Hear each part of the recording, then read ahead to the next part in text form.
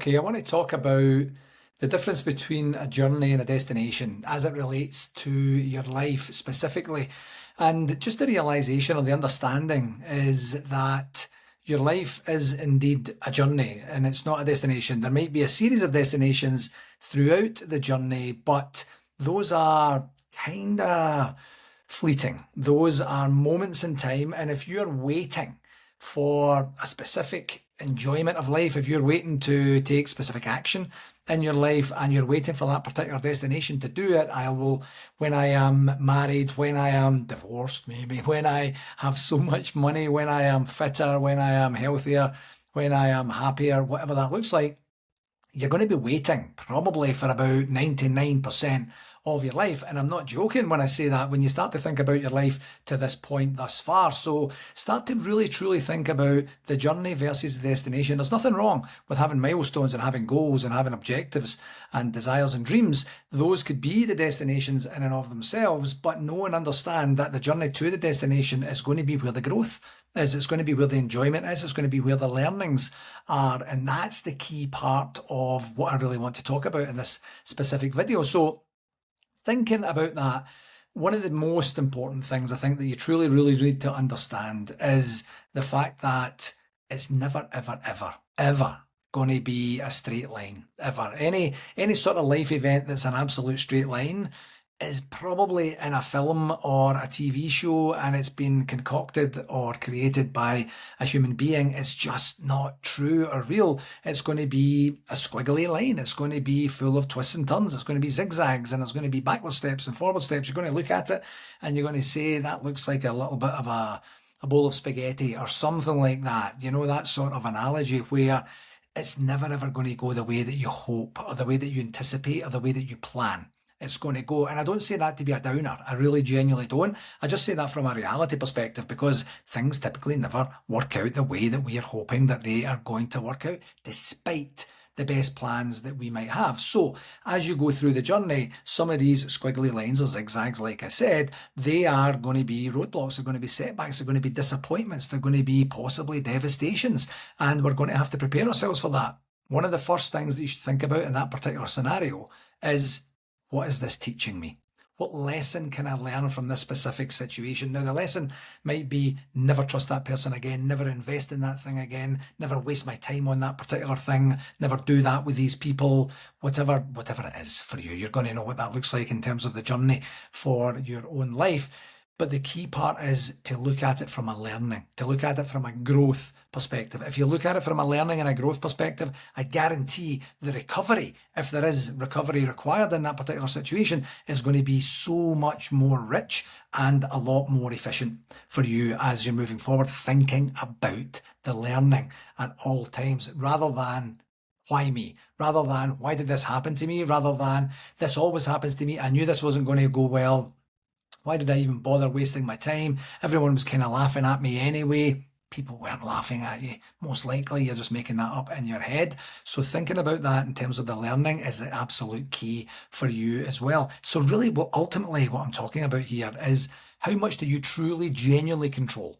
How much do you control in your life to give you that opportunity to sit down and say, right, okay, I'm going to control the controllables. Now, that's easy to say, and it's almost a little bit of a cliche nowadays, but when you start to actually think and map out your journey, this is where I want to get to, this is what I want to be able to do in the future, this is what I want to be able to impact and create value for, then you start to map and chart what that journey looks like.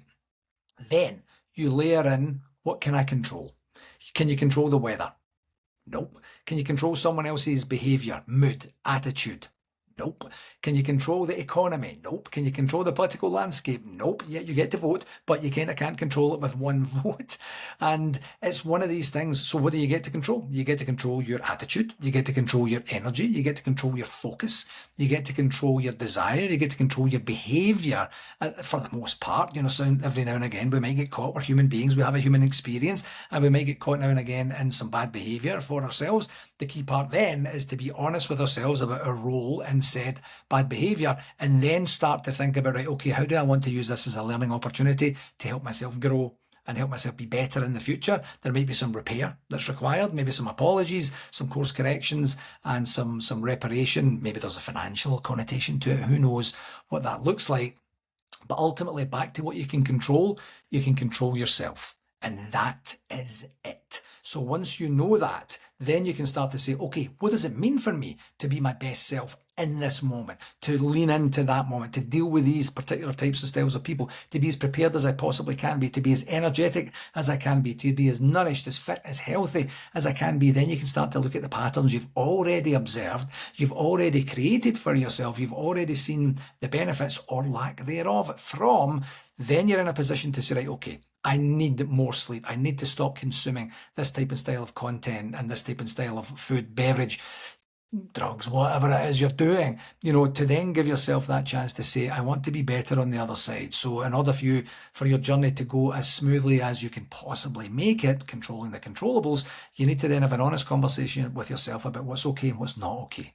And once you know what's okay and what's not okay, you need to start making some changes. Some of those changes might involve some sacrifices. You might have to remove yourself from certain situations that you maybe enjoy, if you like to overindulge in things or things like that. Or maybe there's some people that you hang out with that really have a wee bit less of a drive, a wee bit less ambition than you in and of a particular period of time, a season of your life. And then you get an opportunity to sit down and say, right, okay, these are the changes I'm going to make. These are the things that I'm going to invest in. These are the things that I'm going to eliminate from my life. And this is what I'm going to try and do the very best of as I move forward. That's the key. There's nothing super, super complicated about this. It's really, truly you sitting down, having honest conversations with yourself about the reality, the practical reality of what you're doing in this thing called life and the journey that you are on.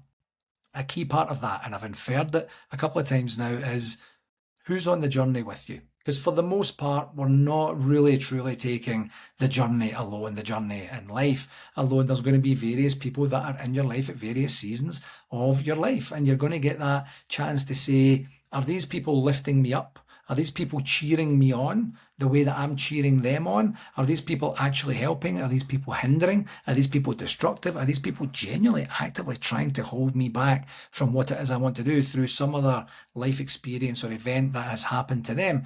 I don't know the answer to any of that, but what you really need to be careful about is who is going to help me get to where I need to get to in terms of my journey, in terms of the growth that I'm looking to experience and the impact that I'm trying to create. And there might be people in your life where you say, nope, you can't come on the journey with me. It's not appropriate for you to be on this journey with me. I'm going to have to go this part solo. I'm not eliminating you from my life. We're still going to have a relationship of some description. It's just not this. It's just not us going forward to do this particular thing. I know what we said. I know what we planned, but through the experience that we've had thus far, I need to go and take this part on my own or need to recruit other people to come on this next part with me too. And you need to be ruthless, quite frankly. You need to be very, very brutally honest, and you need to be ruthless to say, this is just not helping me get to where I need to get to. And by the way, honestly, if we're being genuinely open and honest with each other, it's not helping you either. You know that this is not your journey. This is my journey. And you've played your part.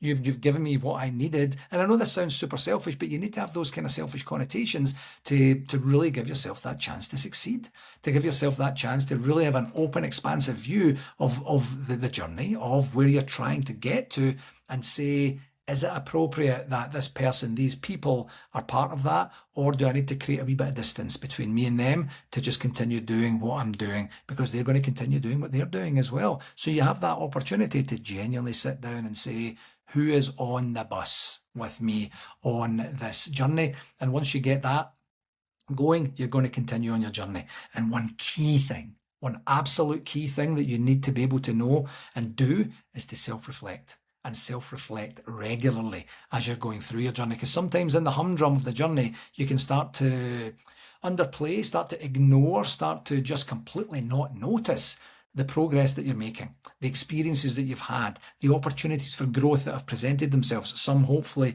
you've taken, all hopefully you've taken, but some maybe have fallen off the wayside because you kind of didn't really recognize it for what it was in and of the moment. And that's okay. That's part of the journey. That's part of the squiggly line as you are navigating life and moving forward, that you're going to get those times when you look back and say, right, okay, I didn't actually realize or appreciate honestly what that was telling me in and of the moment. I will look more closely next time when something similar presents itself. And that's that self-reflection, daily journaling, looking back at these are the things that I used to get angst about. I don't get angst about them anymore. I actually get excited about these things. These are the things I used to dread. I actually look forward to them now. These are things that I used to complain about a lot. They're not even factored into my journey or my life anymore because I took these actions to give myself that freedom and flexibility to be able to know and understand what was going to benefit and help me get through this journey, this next leg of the journey, this next part or portion of the journey, depending on where you're at in the journey. So regular self-reflection is the absolute key of giving yourself credit for what you've done in the past and an opportunity to use all those learnings and all those gains and all those growth moments to shape and plan your future and understand what you can control in the future. Your controllables might be a wee bit more as you grow and continue to know and understand yourself as the journey progresses for you. And the absolute must for your life journey, as much as you possibly can in every single moment, is you need to build in fun. You absolutely need to build in fun. Fun means different things for different people. I completely understand and appreciate that. But if you don't build in fun to your journey, what are you doing? What are you actually doing? Are you procrastinating? Are you actually delaying the gratification to some point in the future where you say, I will have fun when? No, you're looking to try and extract the fun, to try and really mine for the fun in every single part of the journey. Some things are going to be naturally fun. Other things are going to be a bit of a grind. And when you're doing those grind activities, you really need to try and say, what would make this more fun? It might be doing something boring, an admin task, some research, you're doing your taxes, you're doing your receipts, you're doing your expenses, you're doing something that's kind of boring to you. Okay, well, where's the fun in that? The fun might be, I'm going to do this for 15, 20, 40, 60 minutes, and then I'm going to have a beer, I'm going to have a drink, I'm going to go for a walk outside, I'm going to treat myself with a bite to eat or a dessert or a chocolate bar or a whatever, whatever that looks like. And you'll get to decide and dictate. And it's not going to be one size fits all in terms of fun, but you need to start to truly look at where's the fun in absolutely everything that you're doing, because you know what? The time is going to pass anyway. I have said that multiple times. The time is going to pass anyway, so you get to control the controllables. And one of the controllables for you will be the fact that you can inject fun into almost absolutely everything that you are doing in your journey. So think about that. Plan for it, lean into it, make sure you execute on it and see where it takes you. So it's a journey. It's not a series of destinations. Yes, the destinations will come into that, but knowing and understanding that you are navigating this journey as you move forward is going to set you up for absolute success as you move forward. Please trust me on that and use any or all of this information to give yourself the best opportunity to succeed as you take the next step in your journey.